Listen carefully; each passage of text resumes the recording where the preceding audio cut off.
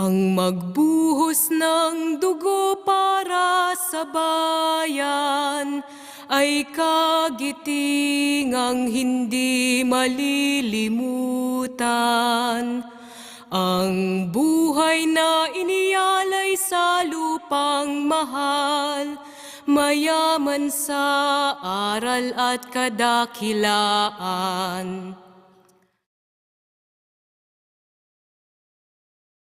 Pagbati sa lahat na ipinapabot mula sa katipunan ng samahang magbubukid ng Timog Katagalugan.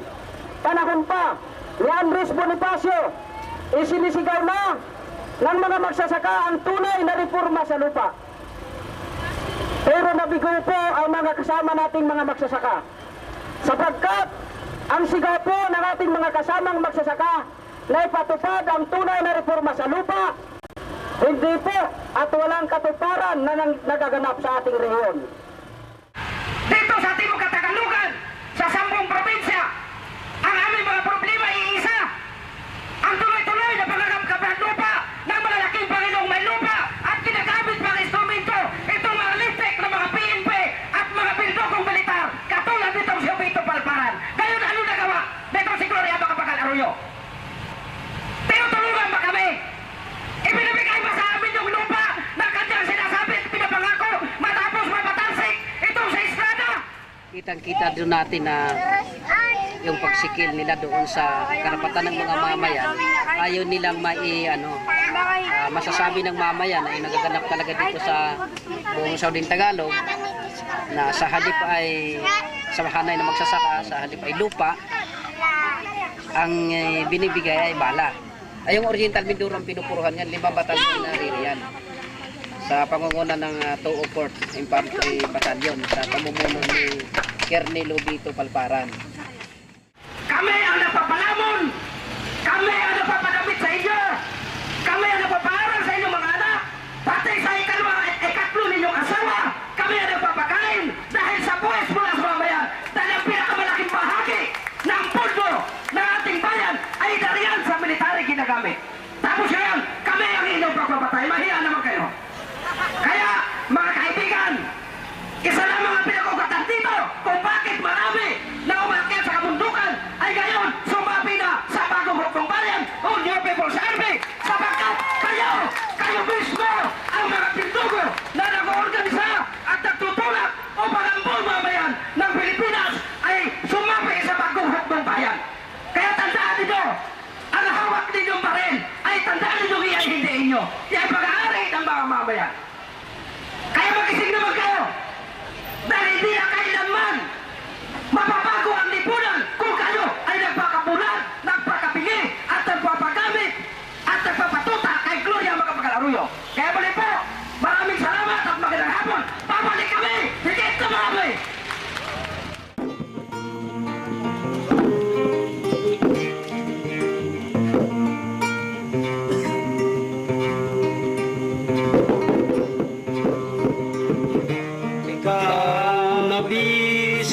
Siyang nagbubungkad, ikaw na pawis at dugo ang tanging puhunan.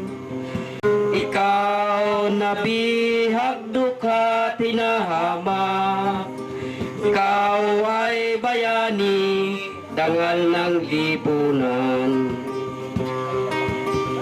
Itong taligala ng pagkalipin mo, unti-unting dinudurog hanggang maging abo. Itong nakalokob na agilang dayo, pilit na ginugupon nang ang laya'y mapasayo. Sa tuwin ay taglay, iba yung pag-asa, buo ang hangarin, wakasan ng pagsasamantala. Sa daluyong ng danglibong nag-aalsa, itatanghal kayong bayani, kayong magsasaka. Sa tuwin ay taglay, iba yung pag-asa, Asan ang pagsasamantala sa daluyong ng daang libong nag-aalsa? Itatanghal kayong bayani, kayong magsasaka. Okay po, mabuhay ang bagong sakay.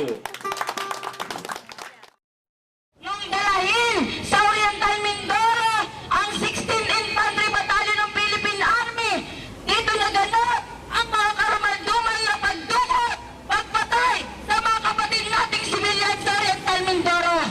Gutom yata ang mga kagawad na militar na ito dahil ultimong tainga ng kanilang mga pinapatay ay nawawala. Ultimong mata ay nawawala. Sa Timog Katagalugan po ay nagaganap ang undeclared martial law dahil sa dami ng panagupang puwersa ng Armed Forces of the Philippines na nakadeploy sa Southern Tagalog. Kung noong panahon ng martial law ay umabot lamang sa 9 na batalyon ang nakadeploy sa Timog Katagalugan, sa kasalukuyan po sa panahon ni Gloria Macapagal Arroyo, umabot ito sa 26 na panagupang mga kagawad ng Armed Forces of the Philippines at 9 dito, 9 na batalyon ang nakadeploy sa Oriental Mindoro. Ang headquarters ng Southern Luzon Command ng Armed Forces of the Philippines na ito. Nasa loob nito ang ating mga kasama na dinukot sa iba't ibang panig ng Timog Katagalugan. Dito nagaganap ang panunodyo ng mga militar sa ating mga kasamahan mga magsasaka. Ang utak ng Oplan Makabayan at Oplan Campaign Plan Balangay at Oplan Habor Taramaraw ay si Angelo Reyes. Nung panahon ni Era Estrada, si Angelo Reyes ang Chief of Staff ng Armed Forces of the Philippines. Ngayon, nung panahon ni Gloria Macapagal Arroyo, iniluklok pa si General Angelo Reyes bilang Secretary ng Department of National Defense. Hindi nabawasan, kundi lalo pang dumami ang mga paglabag sa karapatang pantao sa Timog Katagalugan. Hindi alam mismo ng mga kagawad ng militar kung ano yung pinirmahan ng GRP at ng NDF, yung Comprehensive Agreement for Respect Human Rights and International Humanitarian Law. Kaya sa bahagi namin bilang mga human rights worker, lalo kaming nababahala sa ganitong mga pahayag nila na mismong yung mga kagawad ng militar ay hindi seryosong ipatupad ang Comprehensive Agreement for Respect Human Rights and International Humanitarian Law. Kung may mga sumbong sa amin na mga paglabag sa karapatang pantao na kayo ang may gawa, natural na kayo ay aming kakasuhan. Kasi kami bilang isang mga volunteers ng human rights, ang aming concern, civilian. Civilian at saka yung, lalo na ngayon, merong Comprehensive Agreement for Respect Human Rights and International Humanitarian Law na ang International Humanitarian Law ay nag-a-apply sa mga combatant, military at NPA. Concern din ho namin yung mga armadong pwersa. Pero ang problema kasi hindi naman kami kinikilala bilang isang independent group na nagtataguyod ng karapatang pantao. Pag hindi kayo sumunod sa akin, Mamamayan kami. ang mamamayan is government. Is that correct? Okay. Pag hindi kayo sumunod sa gobyerno, nasa kabila kayo. So yung utos ko, bumalik kayo. Huwag hindi kayo sumunod sa gobyerno, sa kabila kayo. Anong Sir, gusto paano niyo? naman ho Sa inyo, yun? ikaw, tinanong kita, di ba? Kilala kita eh. Nagtanong ako sa inyong NPA. Sinabi mo dumaan dyan, di ba? Inano ba kita? Wala, di ba? Tinanong ninyo kung may nagdadaan ka ako eh. Pag gabi may tinatawa ng ato. Huwag niyo naman ho Wala nga ganun eh. kung Kasi saan mga takot po sila. Oo nga, pero kinausap, kilala niya ako. Kinakausap ko sa Alam ilog. ko, alam ko nakilala nyo, pero siguro kung nakikiusap kami sa inyo, kung inyong kakausapin sila yung, tingin ninyo yung panatag sila. Oo, Pwede ho ba? panatag ka, di ba? Nangyayari ko. Panatag ka, di ba? Di ba nagsabi ka ng totoo sa akin? Within media, akusahan nyo kami na NPA kami. Hindi NPA. Pag may hawak kayong baril, NPA kayo. Paano Pag wala nyo kayong baril, legal kayo. Paano nyo masasabing NPA kami? Wala kayong baril, pero kasama nyo sila. Meron bang NPA naman ang baril? Muntik na kayo. Nandito kami. Mamasingganin. Kaya lang, may mamasinggan sana kami sa inyo. Mamasing ganun. Kasi ang akala namin kalaban kayo. Kanina nga sinabi nila openly na tayo ay mga NPA na walang baril. Pero kaya nating patunayan na tayo ay mga human rights worker at ang concern natin ay ang mga kapatid nating nangangailangan ng tulong. Pinatunayan natin na kaya nating pumunta dito, kaya naming pumunta na wala kaming agam-agam dahil wala kaming dapat ipag-alala. Kung meron man silang labanan dyan, kung meron man silang pakay dyan, wala tayong pakialam. Ang concern namin dito ay matulungan yung mga humihingi ng tulong ng mga katulong. Sabi nga namin sa nanay mo, kung papayag kayo na magsampa tayo ng kaso, tutulong kami. Usapin ng abogado, kung ano-ano pang mga rekurso. Ang gagawin nyo lang, yung magsasalita kayo sa media, magsasalita kayo sa korte na kayo mismo bilang mga anak at kamag-anak ng pinatay ay nagsasampa ng reklamo dahil tukoy nyo naman kung sino yung talagang bumaril sa tatay niyo. Kayo ay mga pinaghihinaan. Itong tatlo ay giniyan na. Oo, ito yung lang po. Ikaw ay pinaghihinala ang special. Kasi naimbestiga naman na sila, ba't kailangan pa nilang sumama? Diba? Ano pa ang kailangan nila? Naimbestiga na, nalitratuhan na. Bawal nga yun, yung pipicturan ka. Ang dami mo na yung picture doon. Bawal Siguro yun. mga na-anim na siya. Kaya nga ho nandito kami, di para kayo bigyan ng kaalaman. Kaya nga tinuturuan namin na kayo na huwag kayong sasama kung kayo isasamang sapilitan.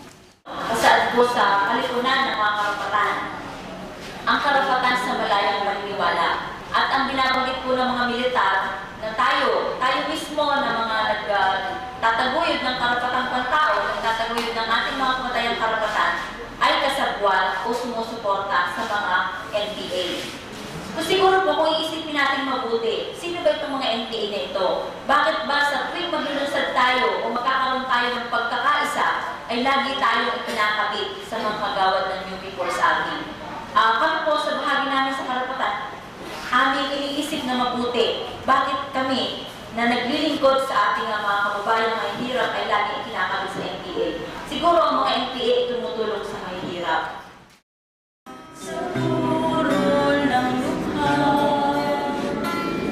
hawang natapunan ng dugo at luha.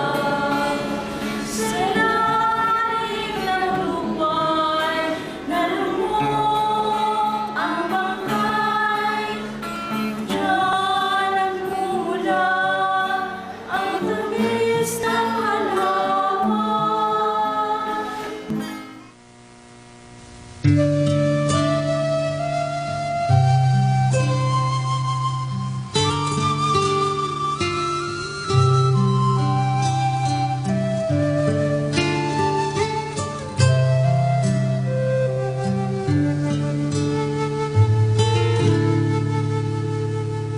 Walang bulaklak sa burol ng dukha, pawang natabunan ng biro at luha.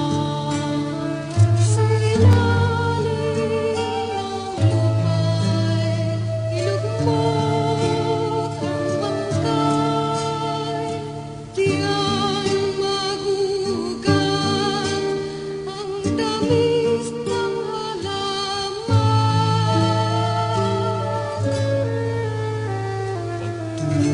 Pagtubo ng dahon, masakit, makasunggat, maglilimos muli ang buong mayaman.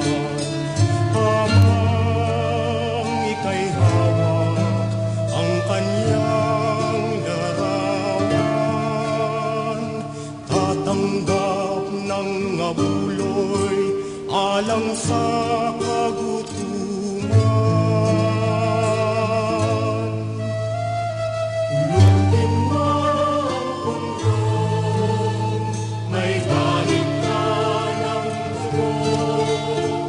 Ipahid ang pasangkela sa suma.